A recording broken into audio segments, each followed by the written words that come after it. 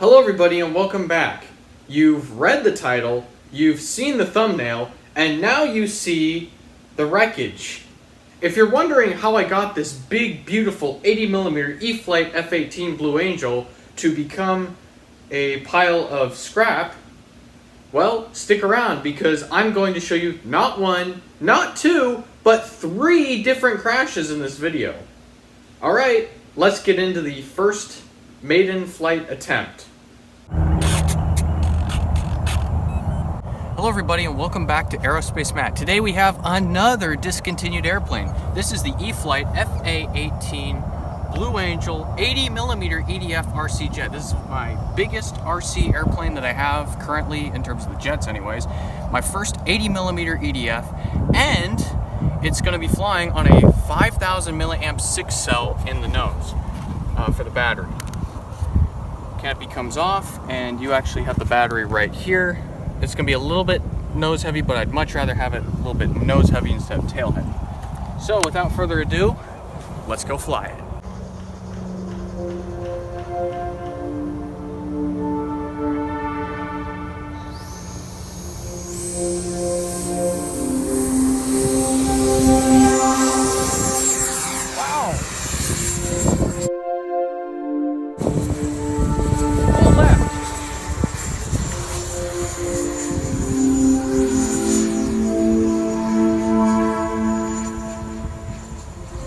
Cleared the trees. Here you are. Okay, so just bring her down. We'll fix it on the ground. Oh, I see what you're doing. Okay.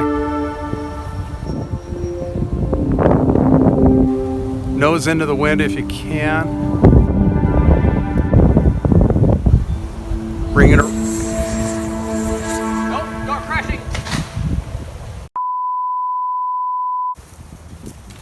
There's a wing in the tree here.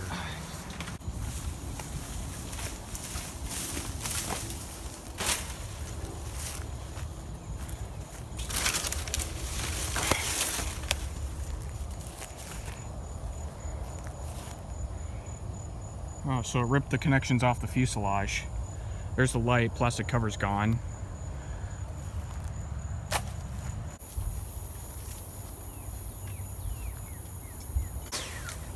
Try it. Keep trying it. I think it's stuck by one of the nose wheel gears. Nose gear doors.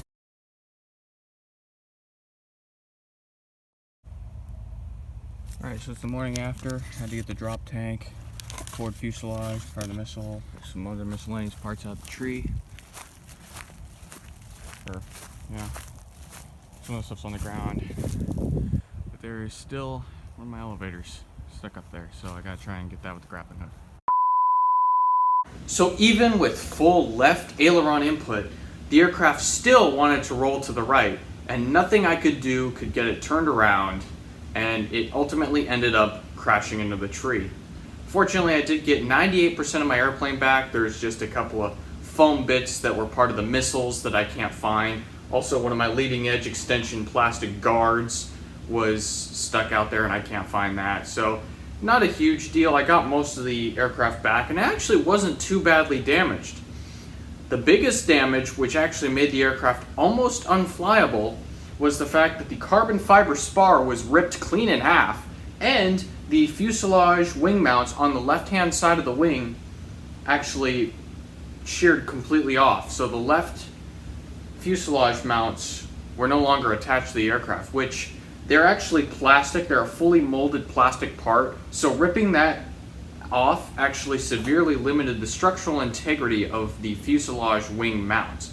So because of that, the aircraft was actually almost not repairable. So I actually didn't end up flying it again, or at least attempting to, for about another month. In the immediate aftermath of the crash, I contacted Horizon Hobby and I sent them the exact crash video you just saw. Horizon responded by saying that I would need to ship the entire airplane back to Champaign, Illinois so that they could assess its warranty status. I don't personally understand how the aircraft would have been outside of warranty, as this was its maiden flight. And actually, Horizon's warranty states that they guaranteed the aircraft to be free of defects from the box. Well, continue watching this video because I am going to show you that this aircraft had defects in the box which caused undesired operation. So after a month of looking at the aircraft, I decided to put it back together and try it again. Here is the result. Alright, here we go, viewers, with the AR620, no AS3X or safe, just pure piloting command. So we're going to try it, hopefully it works. I'm going to bail out down the runway. I'm going to go full throttle and I'm just going to try and keep it level. And then if it starts rolling like it did last time, I'm just going to chop the throttle. So, alright, let's try it.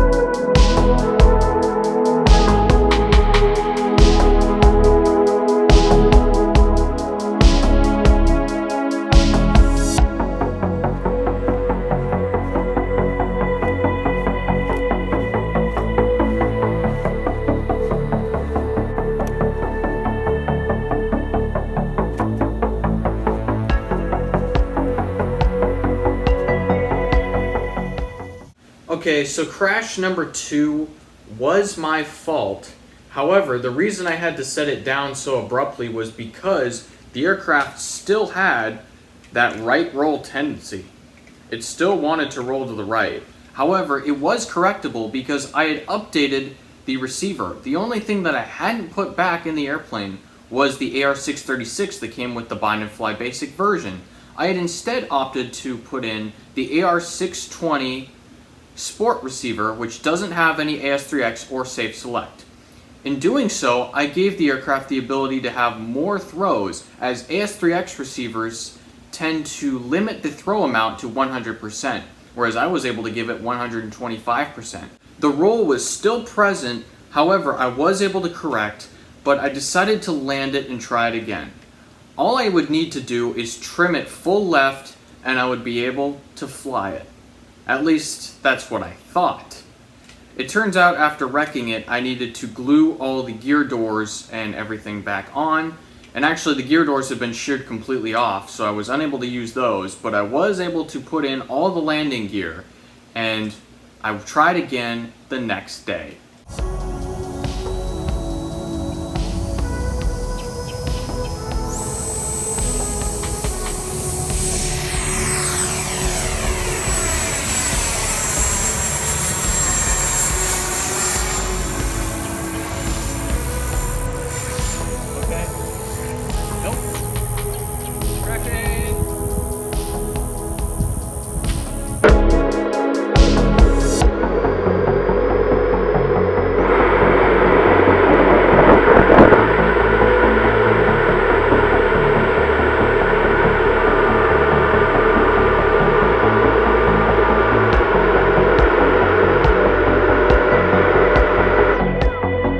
Pull up! Pull up!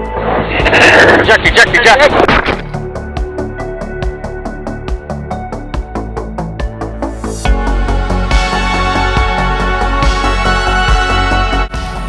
Wow, yeah, nosed in, that's exactly that. Is the battery fine? A little bit crinkled, not bad. I don't think it's compromised, I think we're good. Yep. That was a nose cone.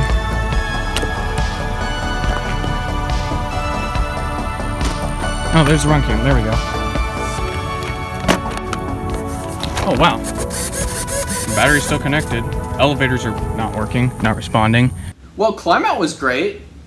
For a second, I thought I had a decently flying F-18. Apparently not. So, climb out worked great. As I stated, there was no issues on the roll or yaw axis. Pitch was also good. As soon as I decided to get the aircraft to turn around, well, that's when things started happening. I was trying to get the aircraft turned around, and it started flying very unstable.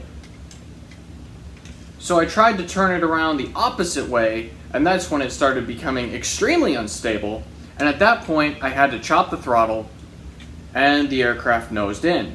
At least that's what I saw. Using the run cam, we see that during that nosedive, it was continuing to roll, or at least corkscrew. I don't understand how that happened. If you have had this happen to you, or you know the cause of this issue, please comment in the comment section and let me know. I'd be very interested to understand exactly why climb out was normal, but as soon as I tried to get it turned around, it started flying extremely unstable. Why would it fly stable in one phase of flight and unstable in another? That simply does not happen, especially with a foam model of this kind. I worked extremely hard and waited for over 2 years to get this model of the E-Flite F-18. Unfortunately, it did not fly well at all, and words cannot express my disappointment in the performance of this model. Alright, that's going to do it for this episode of Aerospace Matt. I hope you found it informative, and I know some of you clicked on it just to watch the crashes, so I hope those of you who love watching crash videos found it entertaining as well.